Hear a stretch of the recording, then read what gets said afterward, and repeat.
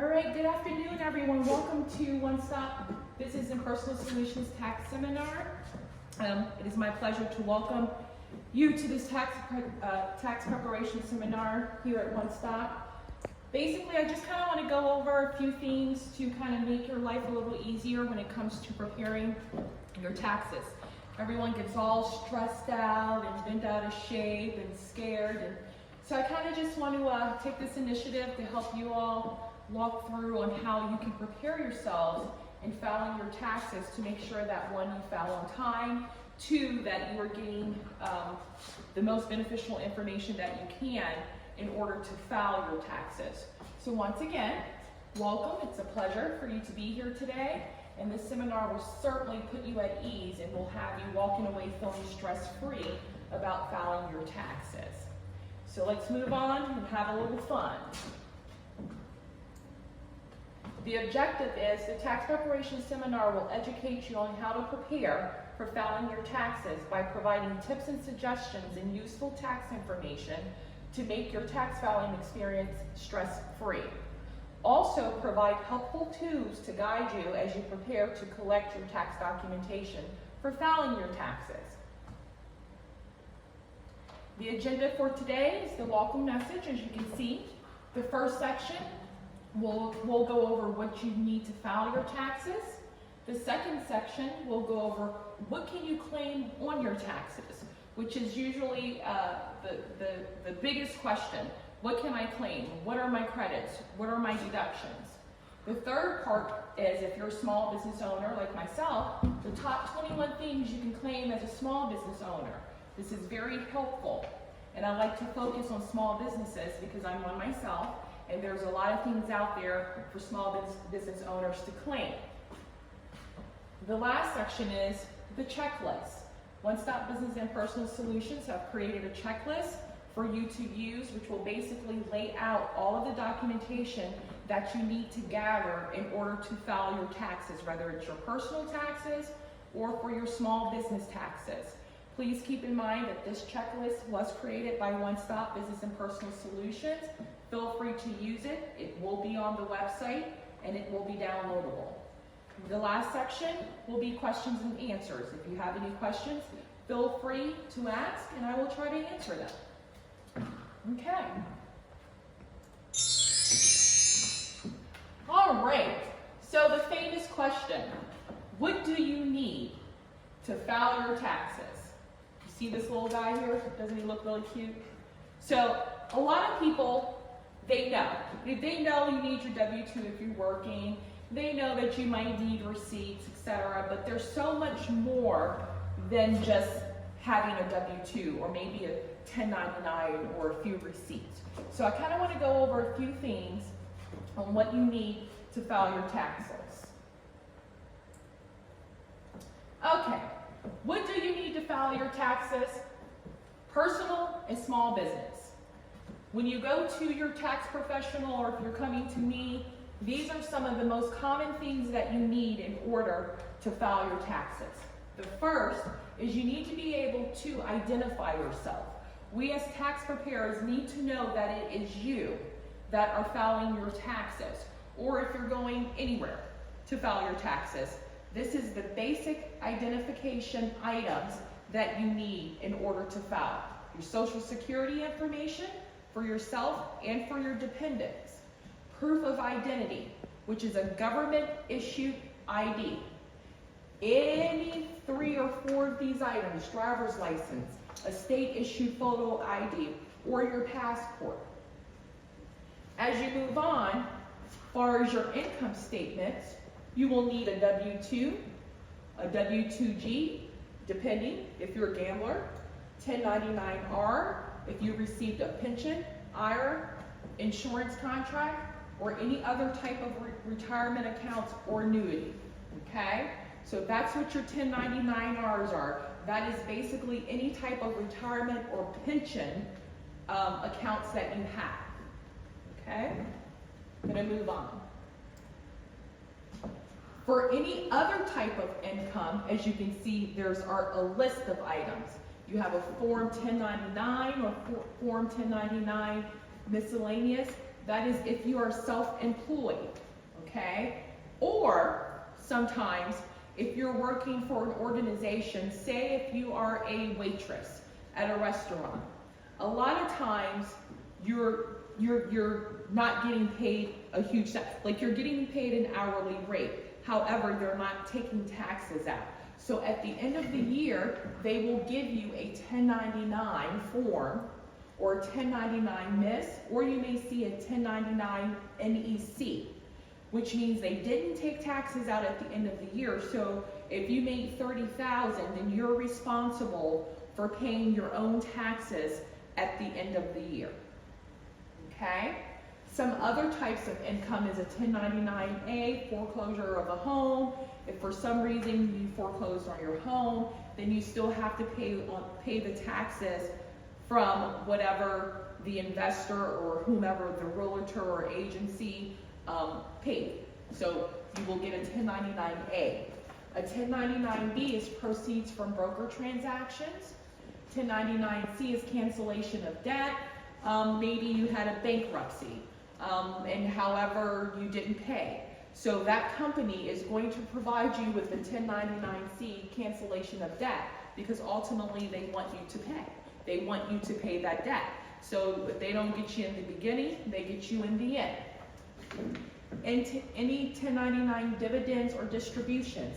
If you took a loan out, say on out of your 401k, and you did not have them take out taxes, then you will receive at the end of the year a 1099 DIV, okay? Because you have to pay taxes on any funds that you take out of your retirement prior to you being eligible. 1099-G, unemployment compensation income or estate tax refund. I remember back in COVID, there were lots of people who lost their employment and they had to receive unemployment. So the president at the time passed a law that stated that the state could not take, no state could take taxes out of your unemployment compensation. That law has now been lifted, okay? So if you are currently receiving unemployment and they did not take taxes out, you most likely at this point for tax year 2022, you will receive a 1099-G for your unemployment compensation income. Also, if you received a tax refund from the state of Virginia, I'll use that as an example, that is now part of your income and it's taxable. A lot of times people get that little card in the mail and they don't know what it is. Basically what that is saying if you received a refund in 2021, that in 2022, that tax refund is taxable. That's why you're getting a 1099-G for your state tax refund. I know it doesn't make sense. We disagree. If I received a refund, why are you now taxing me at the next year? Well, they consider that part of the income. That's something that we as the people probably should raise questions at, but that's what that is. Okay, also Form 1099 INT or Form 1099 OID interest income. That's that's a 1099 form for any interest that you have gained, okay? So you can claim that as well. Form 1099-K, personal rental income proceeds from a third party. Okay, there's a little discrepancy right now with if you should file a 1099-K. A lot of us use third-party agencies such as Cash App or Square, such as myself. I use the Square platform. Right now, you do not have to claim the 1099-K if you are making, I believe, less than $20,000, okay? So even though they issued them, you don't necessarily have to claim that for 2022, okay? 1099-Q, payments for qualified education programs, okay? That's any money that you have put out for education programs. Pretty self-explanatory there. Form 1099-QA, distributions from able account, which is is eligible for people with disabilities in the USA, okay? It's not normal, but we do have people that are disabled, so they're eligible for distributions, and therefore they still have to pay taxes on that money that was distributed to them. 1099-S, proceeds from any sales of property, okay? So if you sold a property and you got any sort of proceeds, depending on what the amount is, and that varies, so there's no straightforward amount to that. You just have to pretty much play with the answers based on what's on the 1099. That's what that is. 1099-SA, health savings and medical savings account distributions. Some of us have what they call HSAs, which is your health savings account. A lot of times if you have kids, people put money aside throughout the year to help pay for certain things like eyewear. You can use it for dental. You can use it for any type of medical expenses that you have.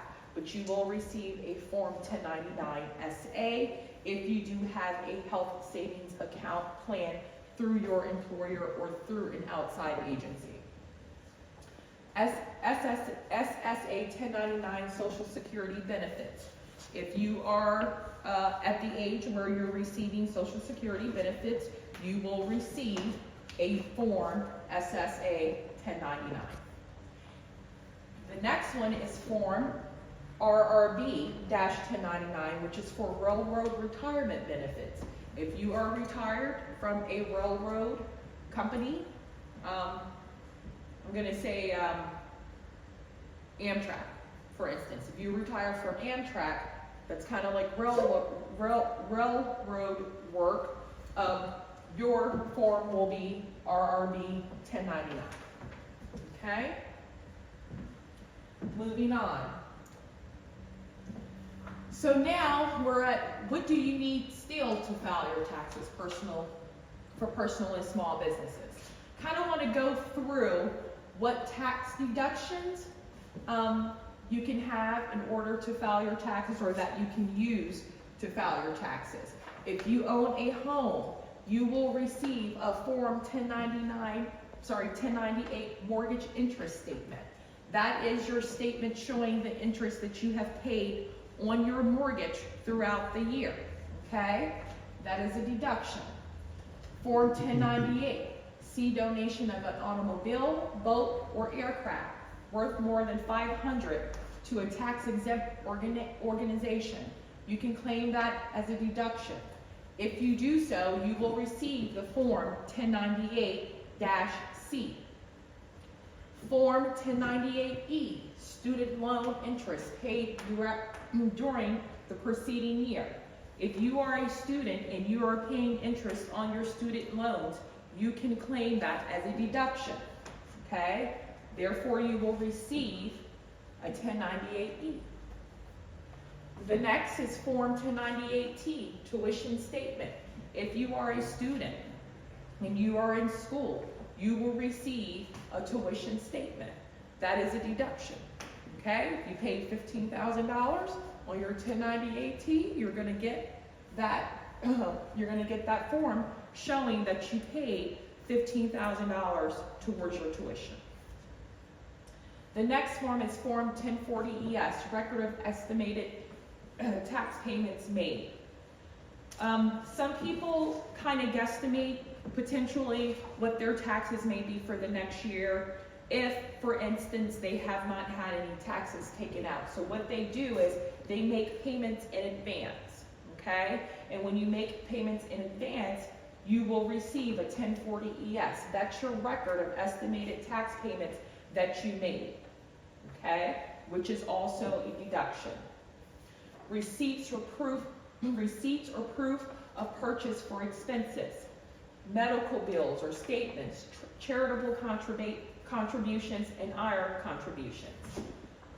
Receipts, in this day and time, a lot of us don't usually keep.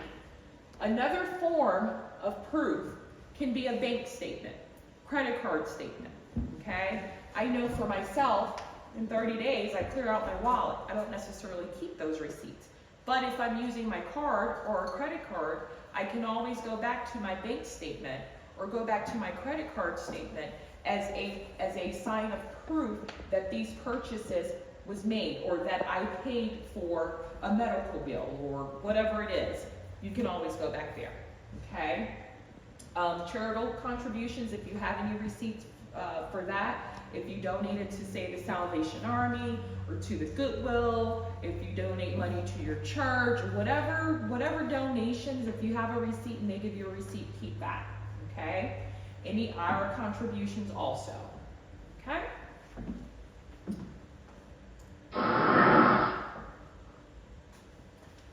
So now we move into what can you claim on your taxes? So that's a big question. There's a lot of things that you can claim on your taxes. Some are known, some are not known. Some are you're not really sure about.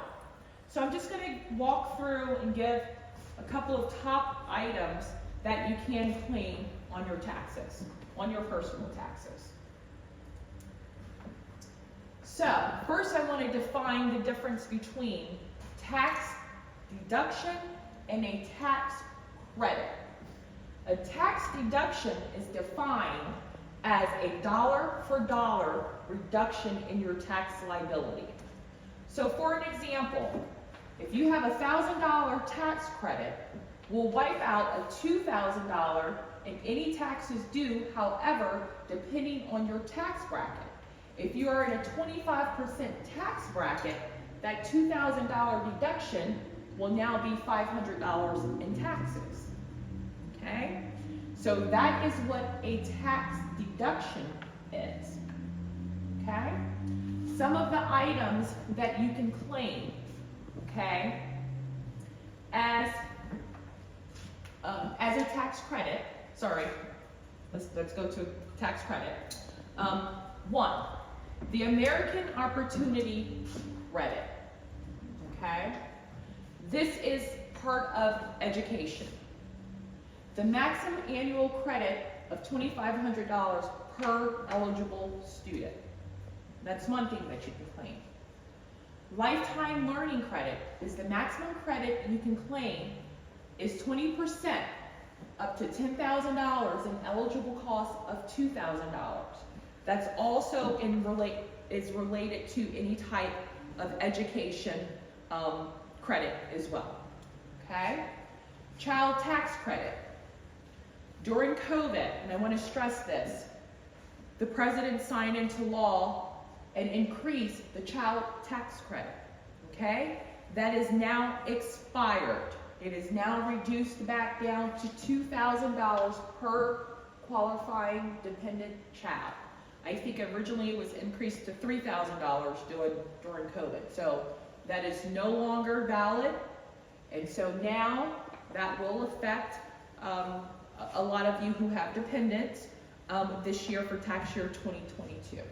So the amount for child tax credit for 2022 is now $2,000 per qualifying dependent child. The next thing is the child and dependent care tax credit. Up to $3,000 of qualifying expenses for a maximum credit of $1,050 for one child or depending, or up to $6,000 of qualifying for a maximum credit of $2,100 for 2 or more children or dependent, okay? Also, too, that was increased during COVID, and that has now been decreased back down to the $3,000, depending on what your situation is, if you have one dependent or multiple dependents, okay? Earned income tax credit.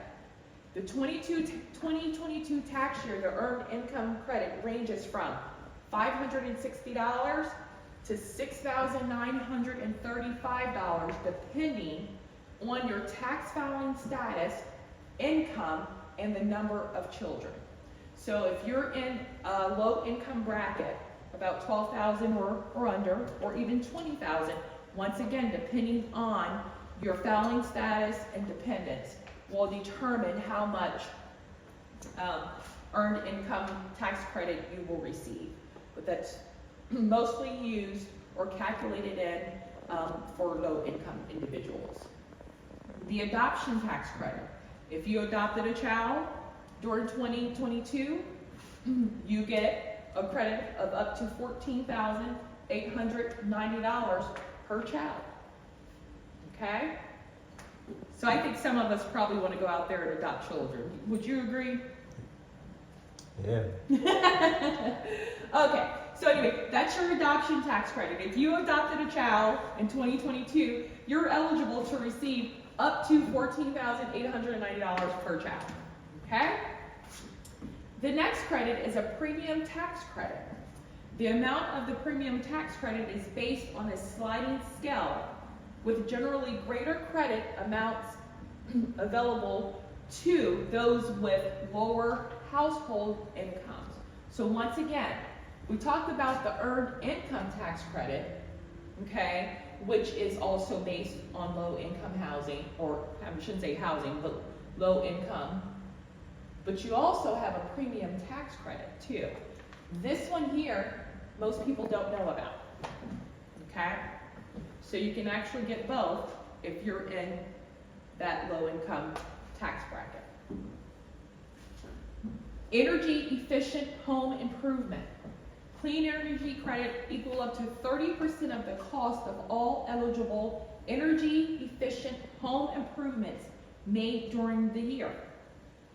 You might see this, but you really need to think about this. If you own a home and you decided that you want solar panels, you're eligible for this energy efficient home improvement credit. If you brought any appliances that are labeled or categorized as energy efficient, if your dishwasher, if you brought a new dishwasher and it has that energy efficient little sticker, which most appliances do, and you'll know when you're purchasing that, you are eligible for this credit. Once again, it depends on how much. 30%, if you spent $1,000 and it's a 30% credit for that $1,000. Okay? If you put solar panels on and you spent $25,000, you are eligible up to 30% of that $25,000. You can receive this credit. So, any items that you purchase that are categorized as energy efficient, you are eligible for this credit. Okay? Retirement savings contribution credit. Depending on your adjusted gross income, which in parentheses is AGI, the acronym, and tax filing status, you can claim the credit for 50%, 20%, or 10% of the first $2,000 you contributed during the year to a retirement account. Therefore, the maximum credit amounts that can be claimed are $1,000, $400, or $200. So, on your retirement savings contribution, when you actually receive the little, I think it was the 1099 RA that I talked about previously that you would need, this is what that's in reference to, okay? You can claim that as a credit. If you brought an electric vehicle, tax credit ranges from $2,500 to $7,500 for tax year 2022, and eligibility depends on the vehicle's weight, the manufacturer, and whether you own the car or not. So, if you brought an electric vehicle in 2022, if it's a Toyota, it may be one cost. If it was a Ford, it may be another cost. So there's no straightforward dollar value to that. Just know that it can range between $2,500 to $7,500 depending on the make, model, and the year. But if you have one, you can receive this electric vehicle credit. Okay? Moving on. Now we're going to get into the tax deductions. The tax deduction is defined as an item you can subtract from your taxable income to lower the amount of taxes you owe. Also defined as a provision that reduces your taxable income. An example of this would be you subtract the amount of the tax deduction from your income which makes your taxable income lower. Okay? And I'm going to go through a few most common ones. Common tax deductions you can claim. A lot of times you'll see the standard deduction. Okay? Usually the standard deduction is used for more low-income tax brackets. Okay? For single taxpayers and married taxpayers who file separate returns, the eligibility for the standard deduction is $12,950. Married couples filing jointly is $25,900. Head of household filers would get $19,400. So you see here, if you're married, it would double if you all are in the same tax bracket and you're filing together. Okay? IR deductions, which I already kind of talked about. Health savings account. Okay? Once again, that should be HSA. Okay? You can claim that as a deduction. For 2022, the contribution limit is $3,650 for singles or $7,300 for families. If you're over 55, you can contribute an additional $1,000, okay, to your health savings account. But once again, you can deduct that from your taxes, okay? Medical expense deductions. And I'd like to talk a little bit more about this because I have found over the years that a lot of people are not aware that they can deduct their medical premiums. And what I mean by that is that's anything that you paid out of the pocket, okay? If you work for an employer and you pay $200 every 2 weeks out of your paycheck for your health insurance, that's $400 a month. $400 a month times the 12, you can claim that. That is the portion that you are paying out of your pocket, not what your employer is paying, but the portion that you're paying. Okay, so at the end of the year, that'll give you $6,000 some dollars that you have paid just in your medical premium. Okay, that's just the premium. You can also claim your co-payments, any type of co-payments for prescriptions.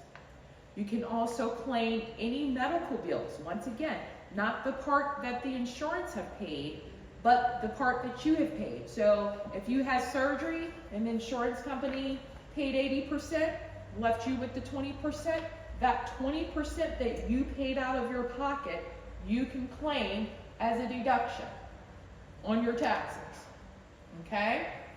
So that needs to exceed 7.5% of your taxable income. You can only claim this as a deduction if you itemize. If you do not itemize, you cannot claim this deduction. Okay? Home office deduction. If you're a small business or you're self-employed, you can claim square footage of your property on your taxes as a deduction. For myself, I work from home, I claim that. So if your house is 1,900 square feet, whatever portion of that property, and I recommend doing half of it because if you're working from home, you're throughout your entire property, most likely working, then you make it easy for yourself and you claim 1,350 square footage, okay? Whatever the square footage is, you can claim that. There's also a simplified method. The simplified square footage method assigns a flat $5 per square foot rate to your home office up to 300 square feet or $1,500 per year. So if you don't want to take the time, or maybe you don't know what the square footage of your home is, then you can use the simplified method. But I will honestly say you probably want to know exactly what the square footage of your property is and do it that way so that you can get more of a deduction versus just doing the simplified method. The next deduction is your student loan interest. I touched on that a little bit earlier in the part what you need to file your taxes, okay? So any interest that you have paid against your student loan, you can claim that as a deduction. If you paid $5,000 when you receive your 1098 T or E, that's what's going to be on there. That can be claimed as a deduction. Okay? Your mortgage interest deduction. If you paid interest during the tax year, your lender should send you a form 1098, which I talked about earlier, declaring how much interest you paid on your mortgage. I'm going to stop here for a second. Okay, so if you purchase a piece of property in November, and I get this all the time, at the end of the year, and then the next year comes, and people say, well, I bought a house, so why am I not getting anything for it? Well, if you purchased the home in November, or just even say in October, you haven't paid enough interest. So you're not going to see a big deduction there because you just bought the house only 3 months ago, or 2 months ago, or even a month ago, okay? So you have not invested. There's no equity within that home at this time for you to claim. Even if you're a first-time home buyer, once again, you have not invested a lot of interest into the property, okay? But if you buy the property in June or at the beginning of the year, then at the end of the year, depending on what your interest rate is, you're going to get a little bit more. The laws have changed with that. So even with the first-time home buyers program, depending on what state you live in, that depends on what that deduction is going to be. But I will honestly say that just buying your property at the end of the year, or just say October, do not expect that you're going to have a huge deduction the following year when you do your taxes. I think people get a little disappointed because they feel, oh, I just purchased a home, it's a huge investment, but it's about when you purchase. And once again, you have not paid a lot of interest on that property, so you're not going to get a huge deduction. Now the following year, absolutely. Once again, depending on what your interest rate is, how much you've paid. I recommend that, if you can pay a little bit more on your mortgage, okay, then that's what you do. It kind of knocks the interest down. You've paid more. It's a bigger deduction, right? Okay? So just understand that. Just because you purchase a property in November and December does not mean that when you file your taxes for the following year, for that year, that you're going to see a huge deduction. Okay? Next is charitable contribution deductions. That's pretty simple. Whatever you give, that's what you get. If you gave $10,000 in charitable deduction, you claim it as a deduction. I recommend that you get out there and give away some stuff. The next is educator's expense deduction. This is more so for teachers or anybody that's in the education field. They can claim their tools, if they are buying pencils, books, whatever they're buying for their students, they are eligible for the education expense deduction, okay?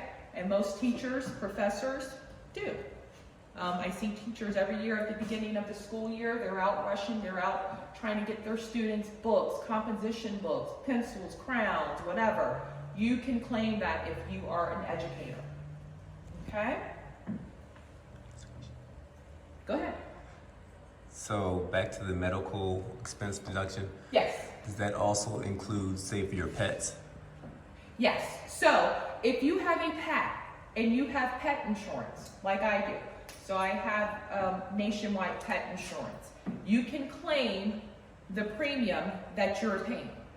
So if you pay $200 a month or $125 a month, that is a premium. You can claim that, okay? If your pet has to go to the emergency vet for whatever reason, right? Once again, the insurance pay a portion, you pay a portion.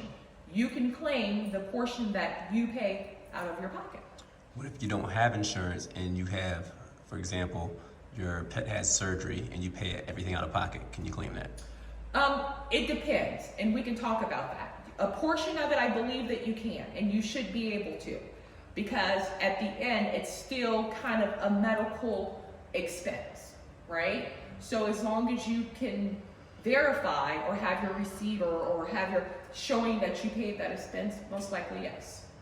Okay? It's better though if you have the pet insurance, because then you can tie the two together. Okay? Make sense? Sure? Yeah. Okay.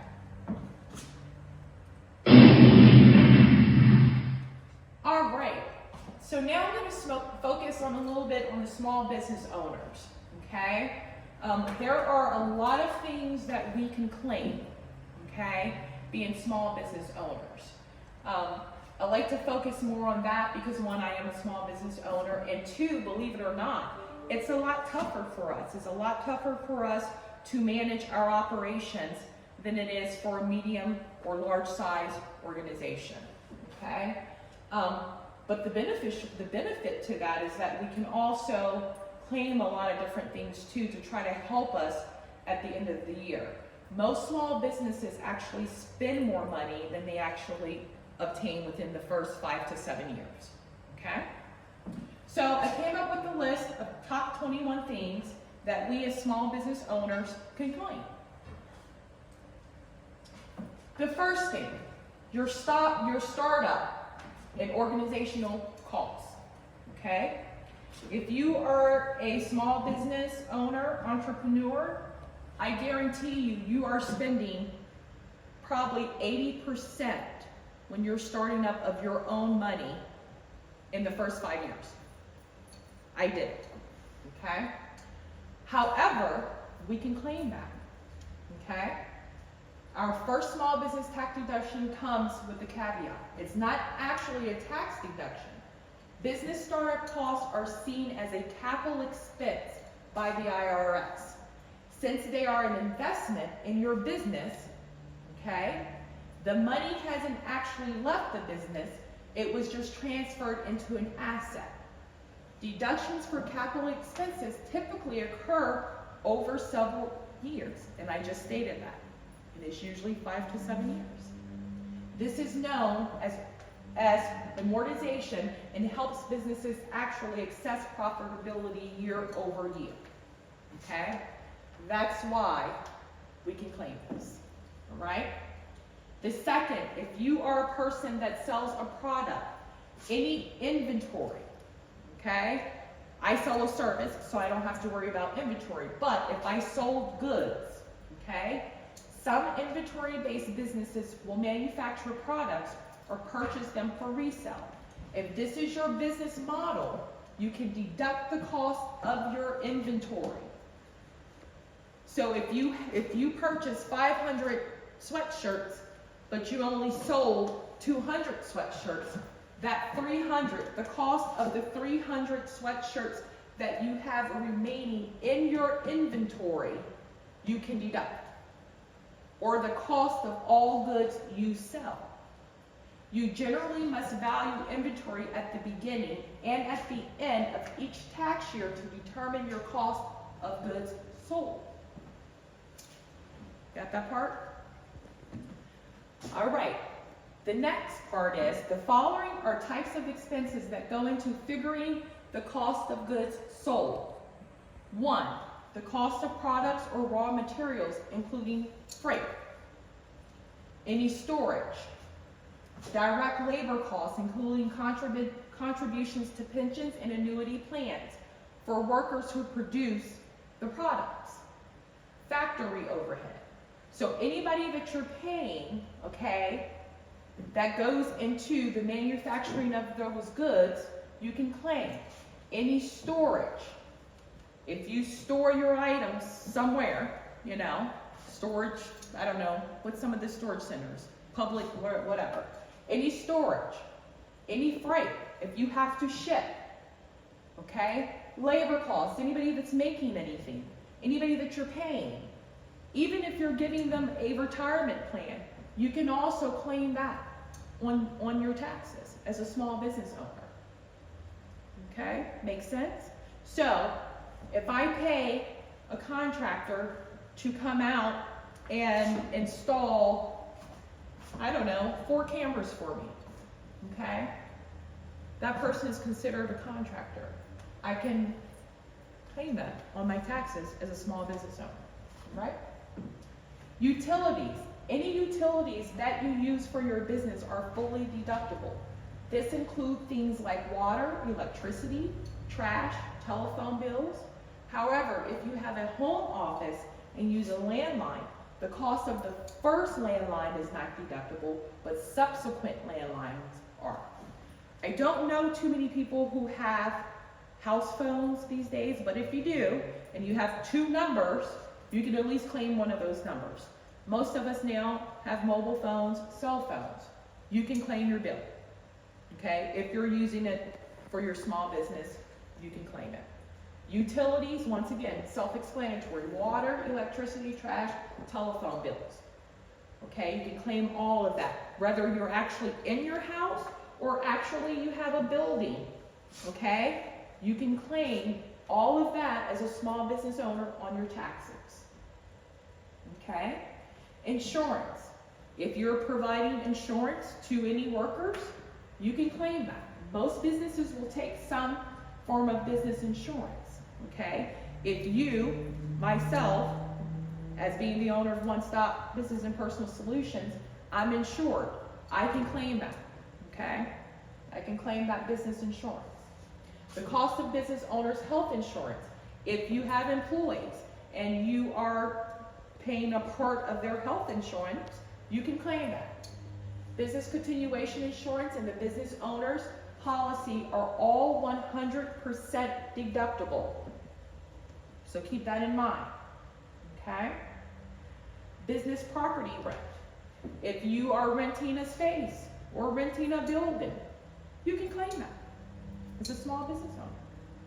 Also, if you're working out of your home, you can claim a portion of your mortgage or your rent as well. As a small business owner, you can claim that. If you rent your business property, you can deduct your lease or rental payments from taxes. Alternatively, if you run your business from home, you can also run an eligibility test with the IRS to see if you are entitled to any deductions. Types of deductible home business expenses include mortgage interest, I touched on that earlier, insurance, utilities, we just touched on that, repairs, and also any sort of depreciation. Okay? If you have equipment in your home, I'll just use a security system, or even cameras. If you installed them 3 years ago, they're no longer at the value 3 years ago when you got them installed as they are today. So you can run that in the system and get the depreciation value, and you can claim that depreciation for that period of time. Make sense? Okay. Auto expenses. If you have a car for business purpose, you can usually deduct anything considered a car expense. However, you must have records that prove the business usage as well as keep track of your miles. Okay? You can rely on the IRS standard mileage, or you can actually keep track of your mileage and make sure that you're getting the most that you can. It is 62.5 cents per mile that you can claim if you're using your car for business purposes. That increased. Last year it was 58 cents. They increased it this year to 62.5 cents per mile, mainly because, as you know, gas prices have increased, right? So, if you have driven 20,000 miles, business miles, it is 20,000 miles times 62.5 cents per mile that you can claim on your taxes. Okay? Also, if you are leasing a vehicle, you can claim part of your leasing payments as well. Okay? There's a whole section in any sort of tax tool, preparation tool that you use that will go through all of this for you. Okay? Once again, this is one thing that a lot of people that I found they don't know. And I'm not saying that you have to be accurate, like dollar for dollar, cent for cent, but you need to be close, okay? Gas receipts. If you have to fill up 3 times a week for business purposes and you're spending $50 a pop, that's $150 a week times 4 weeks. You can claim that on your taxes as a business expense for auto, okay? Make sense? Mm-hmm. All right, moving on. Rent and depreciation of equipment and machinery. This is for people that are, I'm just gonna say maybe construction workers or people that are building things, okay? If they have to rent any sort of equipment, or if they buy the equipment, once again, and it depreciates over a period of time, they can still get a deduction for that, okay? This can be and I shouldn't say just for like construction workers, it could be for any type of equipment. It can be a computer, it could be printers, it could be copiers, it can also be your vehicles, it can be trucks, it can be vans, okay? All of that you can claim as a small business owner, okay? Any office supplies, paper, boxes, pens, staples, okay? They may be small, but they cost money, which you can deduct from your taxes. So I just made a big purchase about a week or so ago to get ready for tax season, and I had to buy folders, I had to buy paper, I bought sticky notes, you know, whatever I need in order to run my organization that is considered office supplies, I can claim on my taxes as a small business owner, okay? Office furniture, chairs, tables, whatever it is that you buy, okay, that's considered office furniture that you use for your business, you claim, okay? That's also office furniture can also be part of office supplies, but I'm just calling it out here just to be a little bit more specific, okay? It can be deducted from your taxes, all right? Okay, now we're gonna move into business entertainment. You can claim business entertainment. Entertaining clients with meals and events, this too can be deducted if necessary to your business. Note that most meals costs are only deductible up to 50%. So if you had a bill for $120, you can deduct $60 of that entertainment business meal, okay? But certain types of meals, such as meals provided by an office party, are 100% deductible. Be sure to save your receipts and note the business purpose of the meal in order to maximize your deduction, okay? Once again, you may not keep that paper receipt, but if you use your card or a credit card, you can always go back to your bank statement. The only thing is you're just gonna need to remember what it's for, okay? Travel expenses. If you are frequently on the go, you should definitely look into deducting your travel expenses. For a business expense to qualify as travel, it must be away from the city or area in which you conduct business. You must also be away from your tax home for longer than a full workday. Types of deductible travel expenses include airfare, tolls, taxes, and lodging, okay? This is me. I'm always on the road, okay? I expense that. I deduct that at the end of the year, okay? So if you're traveling for business, you can deduct that on your taxes as a small business owner. And also too, on your personal taxes, as long as you are not being reimbursed, okay? So if you're not a small business owner, and I'll take a step back and go back to the personal side, and you travel for your company, okay? Most of the time they will take care of your expenses, but there are some things that you will pay out of the pocket. So those travel expenses that you pay out of the pocket that your company is not paying for or reimbursing you for, you are eligible to deduct on your taxes or claim on your taxes, okay? Interest, if you have a small business loan and you make interest payments on what you're borrowing from the lender, guess what? you can deduct that on your taxes. Those interest payments are usually fully tax deductible as long as the loan is used to cover business expenses. Okay? So any loan that you have, I don't know, through Navy Federal, you have a small business loan. Okay? Any interest that you have paid on that loan, you can claim on your taxes. Okay? And when you get a small business loan, it specifies it's a small business loan. So therefore, there's no way around that. Okay? Small business, it's known as a small business loan, you can claim it. Okay? To claim this deduction, the business owner must be legally liable for the debt. And the business owner and lender must have a debtor/creditor relationship. Okay? In other words, the loan must be through a traditional lender, as I just stated. I'm just using Navy Federal as an example. Okay? And not a friend or family member.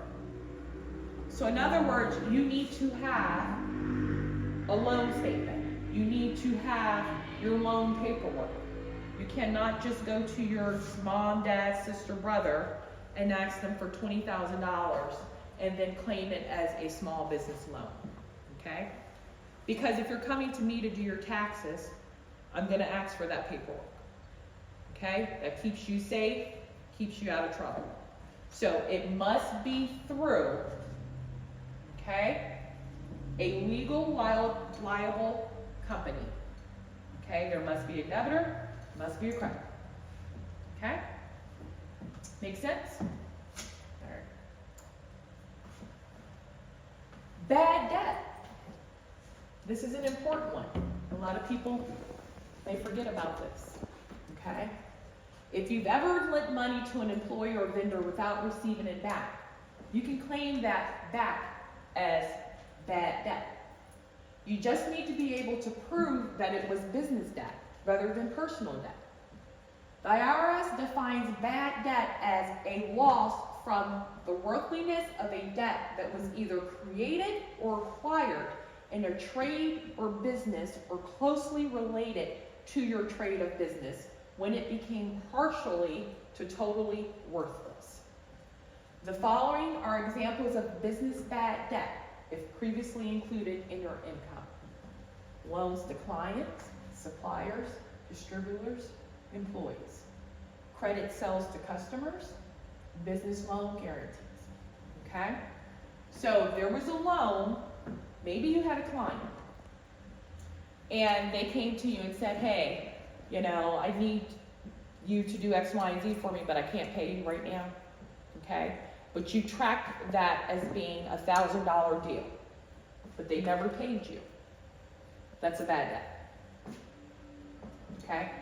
You can claim that. Credit sales to customers. If you are providing service, you selling clothes, whatever. If somebody comes back and returns that item, or they're not happy with your services, and you provided them a refund, you can claim that as bad debt. Okay? Any business loans that you did not particularly pay off full, okay? You can claim that as bad debt. During COVID, we had a lot of small businesses, and bless their hearts, who invested all they had. And not because they was not financially stable, had nothing to do with it. Once again, as small business owners, that's what we do. We have the tendency to invest everything we have into what we're trying to build, into our craft. And then COVID happened, and guess what? They lost everything they had. Guess what? That's bad debt. They can write it off. It sucks, but they will get some of it back, okay? Taxes. As strange as it sounds, the taxes you incur from just running your businesses are deductible. These taxes might be federal, state, and local income, real estate, or sales tax. Your employer taxes, such as the employer share of FICA and state unemployment taxes, are also fully deductible. okay?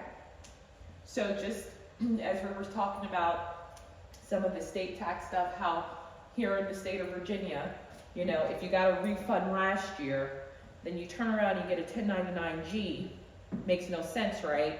Because you got a refund, which means you overpaid your taxes, but then they tax you the following year on that same refund. That's kind of what this kind of is, except for they're taxing that income, but here in turn, you can turn around and then deduct it.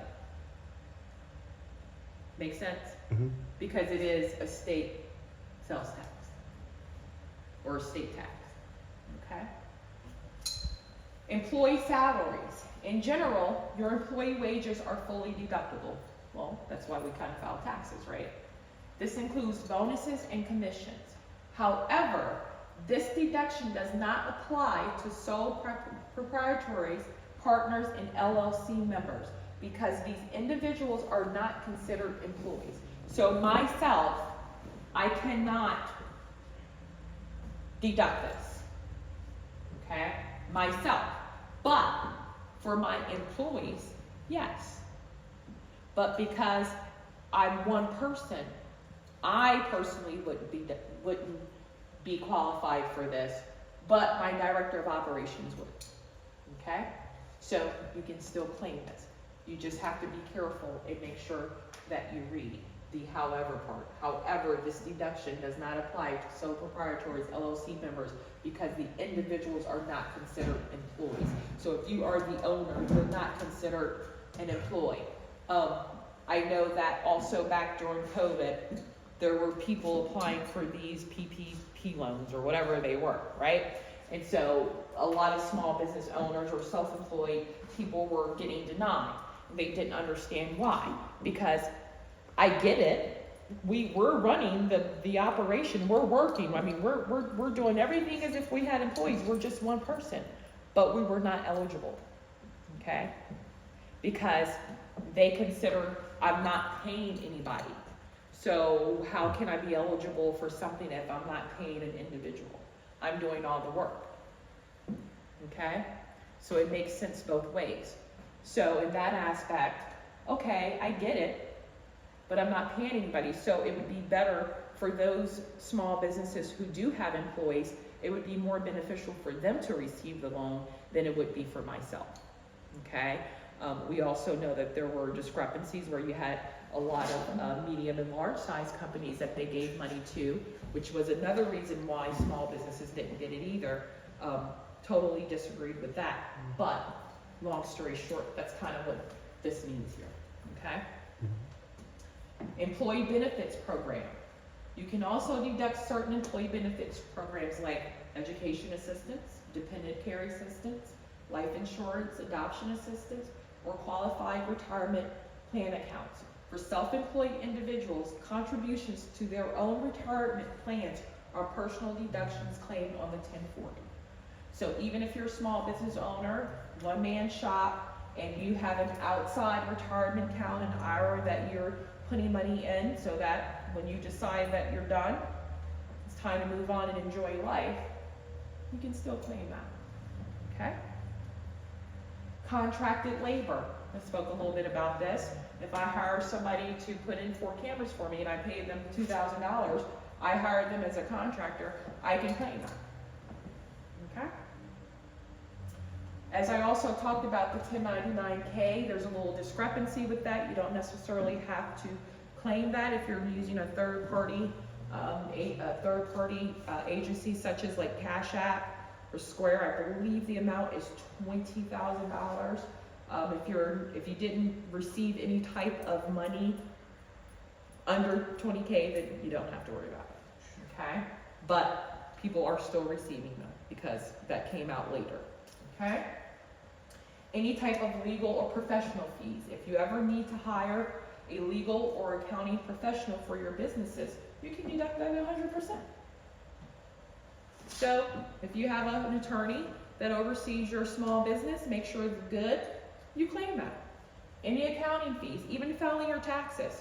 Even if I file your taxes and you pay me, you can deduct that. You can deduct that fee 100%. Okay? Makes sense? Any questions? No. All right, so now I'm gonna go into the checklist, and this is pretty simple, and we'll be done here very shortly.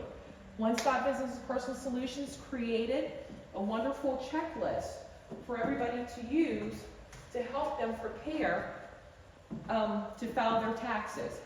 On this checklist, you will just basically go through all the sections and check the boxes to ensure that you have all of your documentation that is applicable to your tax situation. And here I just kind of did a couple little screenshots of what it looks like. However, if you go to the website, and I'm going to click there, and it's going to come up, you will actually see this form is downloadable on my website in PDF format. Okay?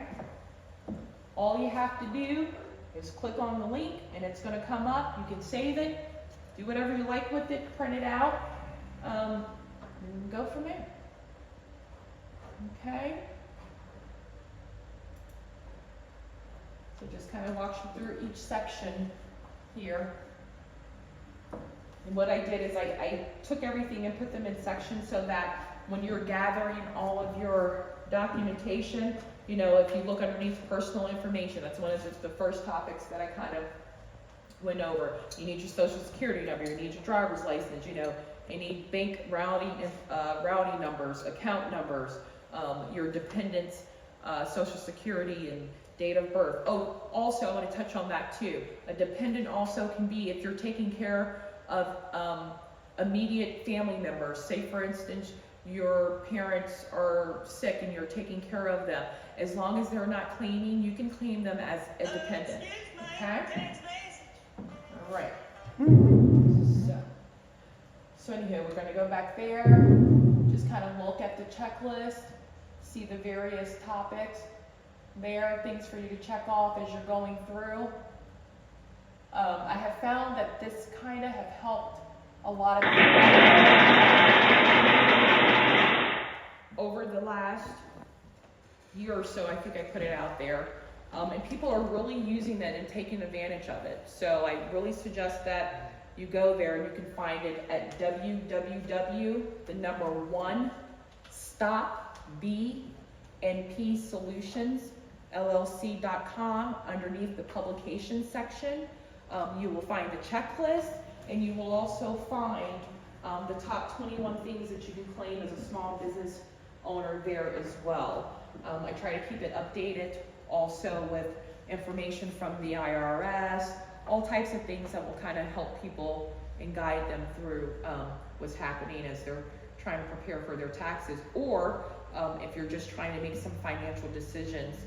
Say for instance, you don't know how many dependents you should maybe carry, or you just have a general question, or maybe a new tax law came out that I feel it's very important that's going to affect all of us. Generally, I try to put as much information as I can out there for that. So at this time, that's pretty much it. If anybody have any questions, I can try to answer them. Any questions? I need a question. Any questions? So I think you touched on it earlier. If I go to, let's say, a Wizards game and I take a client with me and for like entertainment, I think you said that was like could be like a 50% or something like that? Absolutely.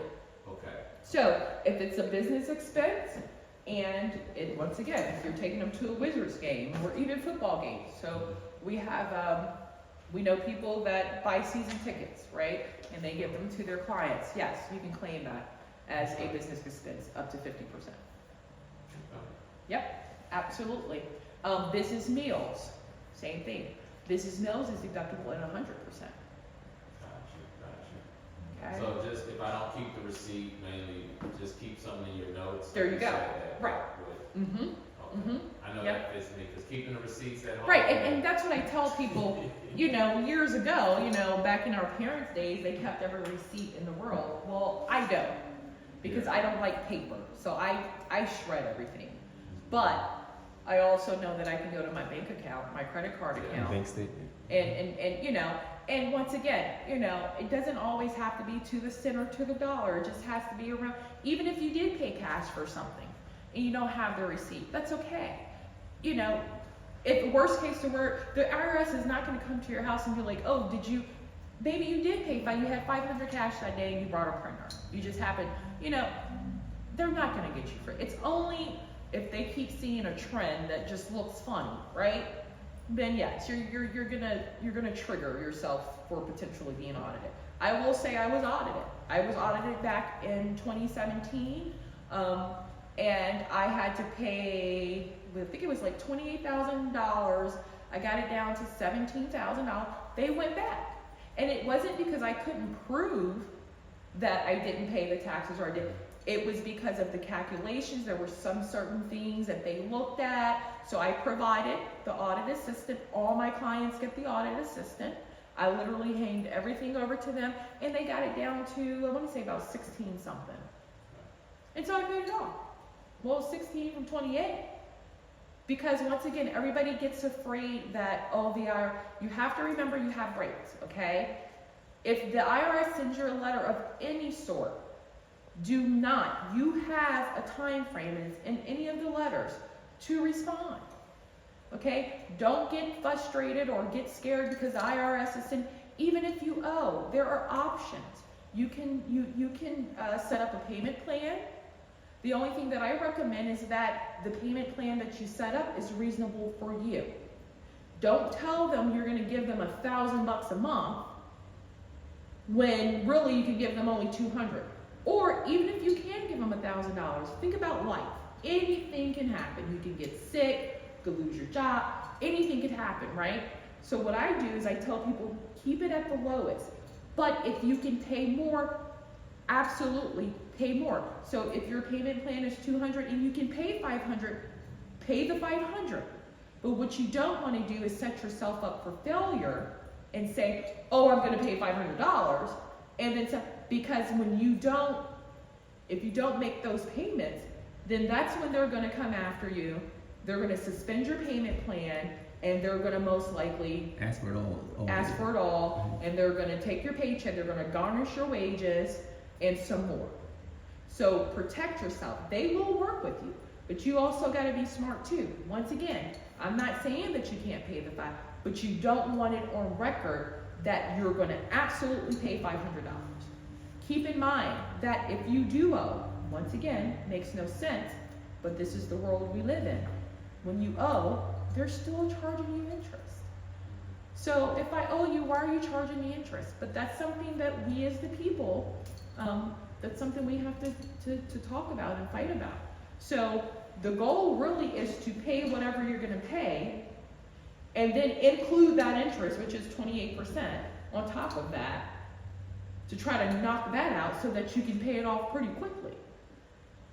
Once again, makes no sense, but we owe, and they turn around and charge interest. The government will never give you anything for free. Even if you owe, you're still going to pay more. Right? So yes. Any other questions? I'm trying to think if there's any other little tips. That makes sense though. Yeah, And I add mean, the interest in, decide a payment that works for you, and then add the interest in on right, your own. exactly. So you're already paying off the interest right, with your so payment. exactly. So the interest is 28% flat. Mhm. So, you know, whether you owe $2,000, whether you owe $10,000, whatever, they're charging you 28% on top of that. So if your payment is $100 a month or $50 a month, add that 20% and 28%, just like when you're if you buy a car. You know, your goal is really to knock that interest down, right? So if your interest rate is 3%, you pay, you know, $300 times 3%. Trust me, you're gonna knock that, you're gonna see it, your cost is gonna be your principal, because when you first buy a vehicle, I'm just gonna use that as an example, your first 2.5 years, depending on how long, you're only paying interest. Nothing is going to the principal. Yeah, very low. So if you start immediately paying your car payment and immediately start adding that interest rate amount, whether it's 3%, 10%, 12%, add that on top of that, you're gonna see it go down. And in fact, whoever the loan is by is probably going to be like, oh crap, right? And then if you do that and say, for instance, maybe it was kind of high, and maybe you want to refinance like after 6 or 7 months to get it even lower. Do you understand what I'm saying? Especially if it's a brand new vehicle, something that you like. I'm telling you, if you don't add that interest, even with the home, okay? Even with the home, when you purchase a home, whatever your interest rate is, if you're $1,200 a month more, whatever, but 4%, add that 4% on top of that. And trust me, you're going to be paying more towards that principal a lot sooner, because what you're doing is you're knocking out the interest. They're not making any money because you're paying it off the top. See, what they want you to do is give that money, the first 15 years in the house, depending if you have a 15-year loan or if you have a 30-year loan. None of that's going to the print. It's all interest. So if you think about, if you do the math, and I'll just use a vehicle, and your car is, $20,000, and your loan is worth 6 years, the first 3, do you know how much money you paid in interest? You're actually paying more. So knock it out, right? Same thing if you owe the IRS. If you ever owe them some payment plan, add that interest on top, knock it out, you'll be paid a lot sooner. Some people, they like to go out there and get loans because they get scared and all that. But then that's just another bill. So why add another bill to it, okay? Just be smart about it, all right? Any other questions? No. Is that it? All right. So here is the very last slide. If you need to get in contact with us, the website, once again, is www.1stop Business Solutions LLC. Email address is at info@1stopbusinessandpersonalsolutionsllc.com. Phone number, I'm on Facebook and I'm on Instagram. Okay? Thanks, and I hope this kind of helped people today. It is recorded, and I will be posting this for everyone to see. Thanks. Did you have anything else? You're good? No, that's it. Thank All you. right. Thank you.